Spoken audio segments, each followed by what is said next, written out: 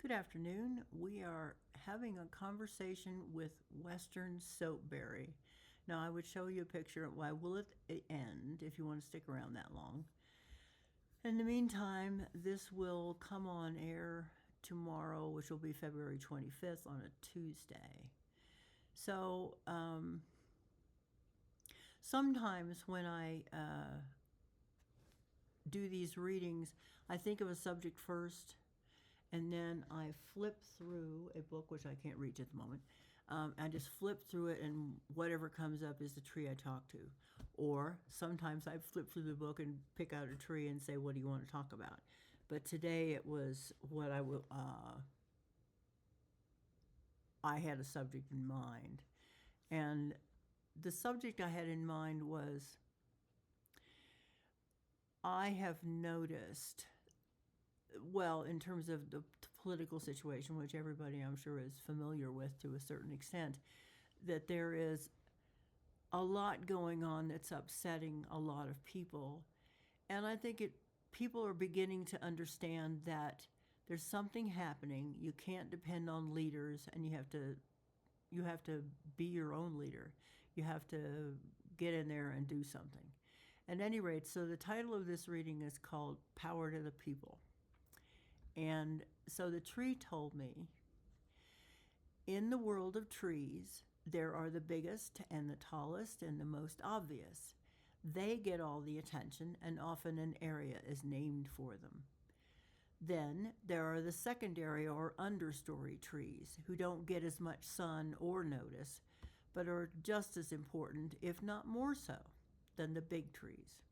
After that, there are even smaller trees, shrubs, grasses, and ground-hunting plants.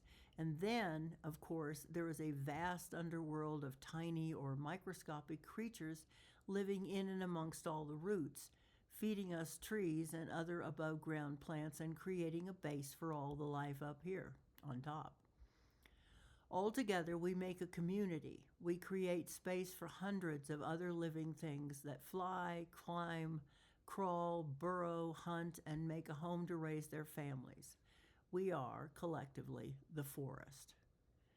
Your world is like that, too. Some of you are more noticeable, visibly stand out, or appear to be more important than the rest. Some of those people are leaders, while others' job is to be creative in some way. And some of that showy type are simply interesting. A need for entertainment and variety is part of your nature. There are your youngest members, the children, who are learning and absorbing from their environments and experiences. They are the responsibility of all the other members of your society and are a big and important part of the whole. Then there are those who form the largest and most important group of your populace, the workers. They include parents and teachers, growers and builders, transporters and managers, designers and creators, organizers and service workers. All are needed to make your communities function. As a whole entity, your societies are like great chains made up of many links, with charms attached at intervals that are your towns and cities. The charms can be bright, shining hubs of activity and large populations. The ones I mentioned earlier that get lots of attention are like our larger trees, but the base, made up of the ones who underpin the community, are those whose lives are reliable, grounded, and humble. Without the daily, constant support of all links on the chain, it breaks. The support for the bright charms collapses, and the societies fall into chaos. A sub-theme of this communication with Soapberry might be, take only what you need. The intimation here is that some members of our communities believe that the greater recognition they get means that they are of greater intrinsic value, and so feel entitled to take a greater share of available resources.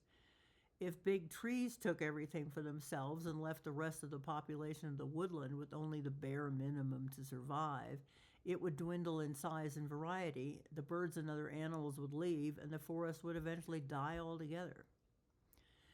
We have come to a place in the progress of humankind where we are once again, as in many times in the past, faced with the need to share, to take less in the first place, to consider everyone in the world community.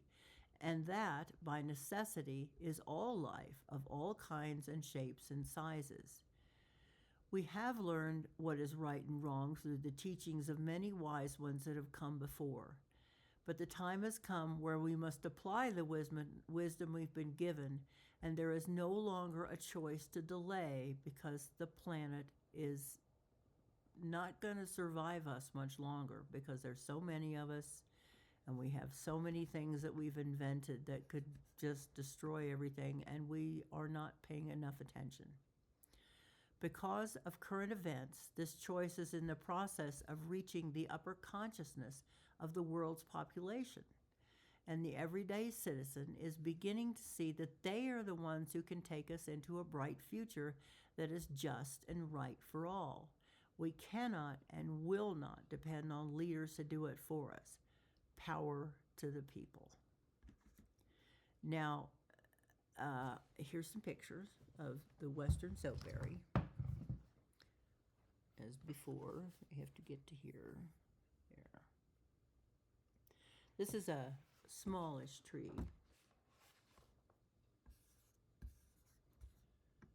That is found in many places, but mostly these light things you see. My lighting here is very primitive. Anyway, so that's a picture of the full tree, and I would say that one is probably no more than about 20 or 25 feet high.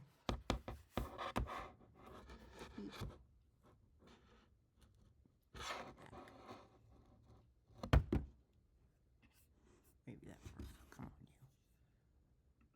Okay, and that's a picture of the really nice flowers and berries and leaves. And then, come on, you. Hello. There. And that's the berries close up. The berries are toxic, though, and they'll kill both people and animals. So there you go. Anyway, so that's what the tree looks like. Right. Later. Okay. So, I always wonder if I sound like I'm lecturing people about the environment, which of course I kind of am. At any rate, that's it for today. And it was one of these things I was really feeling this very strongly, that people are starting to rise up. It's starting to happen. I can feel it happening. It's a big thing. It's a big movement. And I posted one the other day saying it was like the 60s.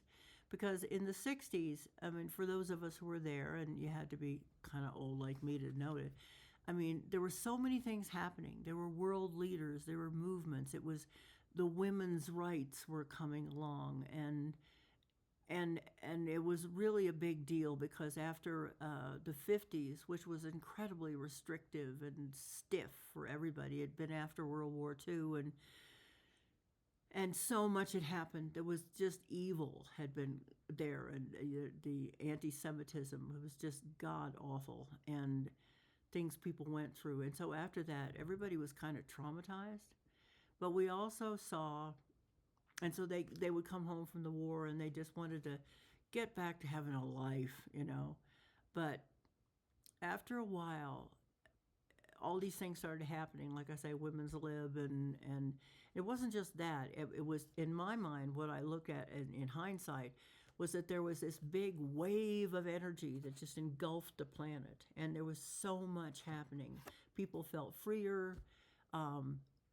The music that came out then was just phenomenal. There was the whole British invasion thing, which the Beatles and everybody else, and there was the West Coast surfer people, and there was Motown, which is the best ever, and there were just so many people, and it's just everything was happening at that time. And I feel that we're in one of these times again, and it will really affect how the planet changes.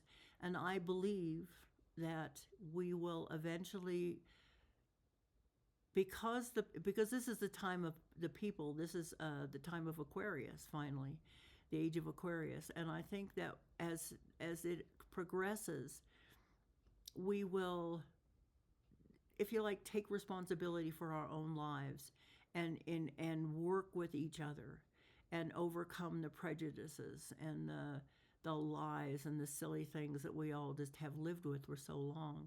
And I really feel a time of progress is going to happen, and that the environment will be, we can't bring everything back because we've gone too far, but it will be taken care of enough that we will be able to live with ease. And surprisingly, we may always think we're destroying everything, but if you look at, say, what happened after Chernobyl, I mean, if when they go back now, the place is lush and there's animals all over the place. That they don't want to put people there because it's still very radioactive. But it's amazing what nature can do and what it can handle. So I just think it's going to be really great. But we have to go through this big hump right now. But the purpose of the hump is to kick us all in the pants and say, "Wow, look what we have here." If you take a view from outer space, okay, go live on the moon, Mars. Crap, excuse me. We're the only thing around that looks like this. This is just a jewel in the heavens, and we really need to look at what we've got and appreciate it, and just learn how to be good to ourselves and good to the planet and good to each other. And no matter what your religion is, that's what is needed, and that's what is desired by us all. So anyway, all for today, blah blah, and I will see you next time, when I can't tell you when that is because I never know what I'm doing until I do it. So have a great rest of the day. Actually, I think I'll probably publish this afternoon, which is the 24th. But till next time, I will see you later. Bye.